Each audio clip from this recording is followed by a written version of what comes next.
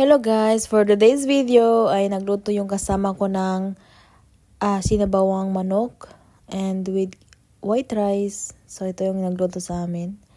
At saka ito ko, lamon ng lamon. Ang sarap ng gulay guys. Napaka-healthy. So ito guys, pinagmimix ko ng aking mga video guys. Kasi I need to post na mahabang video para.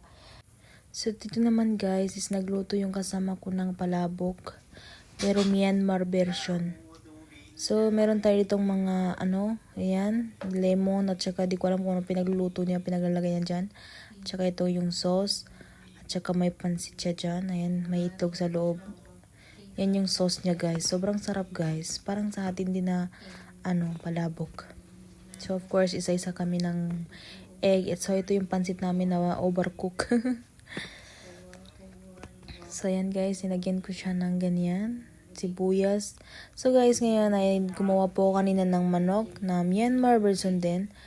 Dapat sana is, lang, manok lang yan. I mean, itlog. Pero ako, nilagyan ko siya ng manok. Pinagsama ko yung magnanay. Charot. So, nilagyan ko po siya ng paminta at saka turmeric and yung chili pepper. And then, nilagyan ko po siya ng kamatis and yung magic sarap. Ayan. So, yung itlog din guys, nilagay ko yung kanyang anak. So, 6 kami kasi guys, kaya 6 din ang niluto kong itlog para hindi lugi. So, yan na guys. Kailangan mag-oil yan guys para masarap. So, kailangan natin yan lutuin hanggang sa maganito na siya guys. Luto na yan siya guys. Ayan, tingnan nyo naman may oil pa siya. So, salamat. So ito naman ako guys. Nagmukbang ako ng lettuce at saka natira yung niluto ng kasama ko na laham. Like kambing. Hindi kinain ng amo ko. Tingnan mo naman parang akong kambing. Meh! Charot. So, diet tayo ngayon guys. So, yan lang nakakain natin for today. Lettuce at saka kambing. So, ang sarap-sarap niyan guys. Para naman tinan mo naman yung itsura ko guys. Huwag nang pansinin yung pagmumukha kong malaki.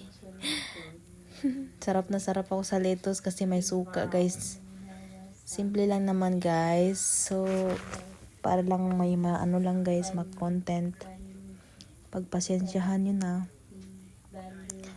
Sana ay matuwa kayo sa aking video.